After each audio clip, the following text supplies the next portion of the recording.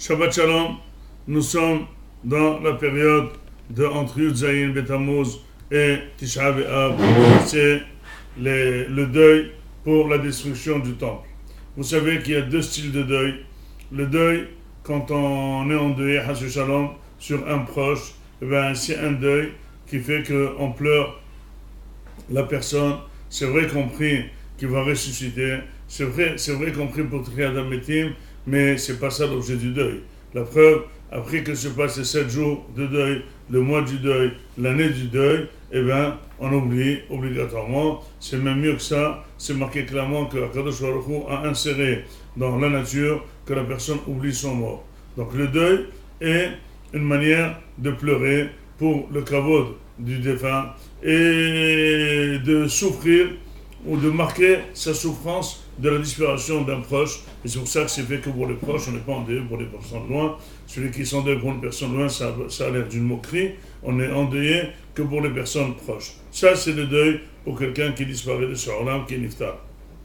Mais il y a le deuil de Beth Amikdash. Le deuil de Beth Amikdash, c'est un autre deuil. C'est vrai, on est endeuillé parce que le Beth Amikdash a été détruit. Mais finalement, combien une personne peut être endeuillée? Combien d'années, combien de dizaines d'années? N'oubliez pas qu'il n'y a que 50 ans, 60 ans, 70 ans qu'on a vécu la Deuxième Guerre mondiale, qu'on a vécu Hitler, qu'on a vécu la Shoah, qu'on a vécu les camps de concentration. Il existe bien, déjà depuis 30 ans, depuis 35 ans, des gens qui disent que la Shoah n'a jamais existé, ou finalement les données et les chiffres ne sont pas exacts. Et jusqu'à aujourd'hui, on est en train de lutter, de créer des musées, de surveiller les musées, de faire le maximum, de recueillir des témoignages des gens qui ont vécu, pour être sûr que vraiment la Shoah a existé.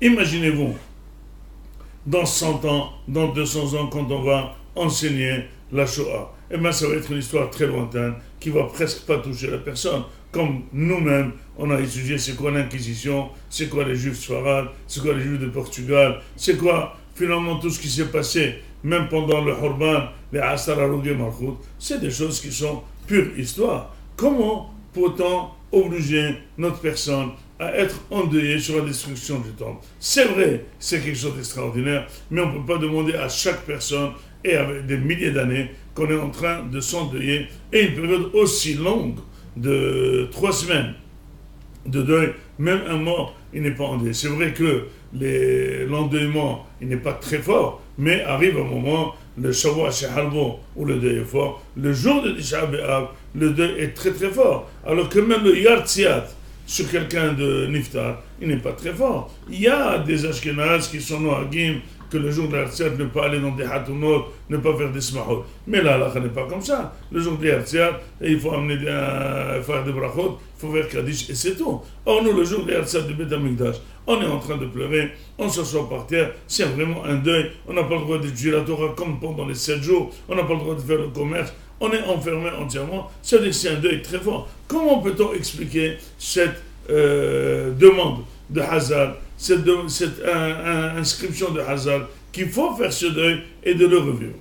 Tout simplement, nous découvrons un deuxième style de deuil. Ce deuil-là, c'est pas, on ne pleure pas la destruction du temple, mais on pleure le manque de Beth Amikdash. Et c'est pour ça que toutes nos études, toutes les keynotes, tout Echa, c'est pas, on n'est pas en train de pleurer la destruction, mais on est en train de pleurer qu'est-ce qui nous manque. Et finalement, c'est un deuil qui a un but très précis de ressusciter notre envie au Beth Amikdash, de sentir le manque du Beth Amikdash pour demander et pour prier à sa reconstruction. Et c'est pour ça que justement le jour des Tisha B'Av, on ne fait pas Tahanun. Pourquoi? Parce qu'il s'appelle Moed. Comment un jour de Tisha B'Av peut s'appeler une fête? Tout simplement, si tout le monde pleure Tisha B'Av et tout le monde veut qu'il soit reconstruit, il n'y a pas une plus grande fête que ça. Parce que c'est vrai qu'on est en train de pleurer, mais c'est vrai que c'est la seule chose qui va amener la construction du temps. C'est pour ça que c'est marqué toute génération, le temps n'a pas été construit pendant sa génération, c'est comme s'il a été détruit. Mieux que ça. Tout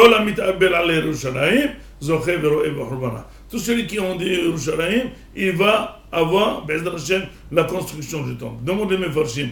Mais il y a beaucoup de grands, de tzadikim, qui ont fait le deuil sur Beth Amikdash tous les jours, et même pendant cette période, ils n'ont pas vu la construction. Disent les Mefarshim, c'est quoi voir sa construction? Il y a deux constructions. Il y a le monument lui-même, le construire. Mais vivre le manque de Beth Amikdash comme il faut, c'est vivre comme si le Beth Amikdash existait. Parce que comment le Beth Amikdash a été détruit, c'est que les gens, ils n'avaient plus besoin de lui. Ils se débrouillaient. Mais si jamais on a besoin du Beth Amikdash, on a besoin des Korbanot, on a besoin des Kohanim, on a besoin de cette Shrina, et on sent ce manque, le sentiment du manque, c'est lui-même un binyan Beth Amikdash. Et c'est pour ça que c'est marqué que le Beth Amikdash, c'est le résultat. Ve'asur mikdash v'shachanti betocham. Betochol lo ne'emar. Kadosh a demandé, faites-moi un mikdash et je vais résider en eux. C'est quoi en eux? En Am Israël. Le Beth Amikdash, c'est le résultat de notre amour vers Akadosh Baruch Hu qui est témoigné. S'il n'y a rien en nous, ça ne sert à rien d'amener un monument comme Beth Amikdash. Vous voyez très bien que le côté de la Ma'aravi, on est en train de décider de le rendre réformiste. Demain, on le rendra musulman et demain, on le rendra comme un endroit pas du tout religieux. Pourquoi? Parce que finalement, on ne sent pas du tout le manque de Beth Amikdash.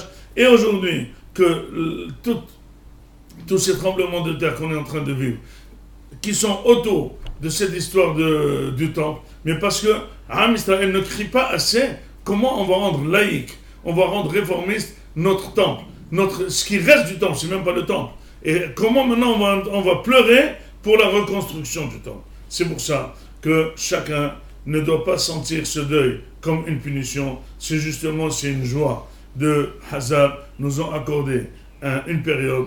On doit se sensibiliser, on doit réfléchir, on doit penser, on doit sentir, on doit ressusciter toute cette période de Beth Amikdash comme elle était belle. Tous les Nissim qu'il y avait dans le Beth Amikdash, et toute la Shrina qu'il y avait avec nous, et toutes les Yeshurot qu'il y avait avec nous, et avec ça, on va vraiment vouloir ce manque, on va pleurer ce manque, et c'est ça qui va être massacré autant le Bezrat Hashem, les Beth Amikdash, nous l'avons amen, amen, Shabbat Shalom.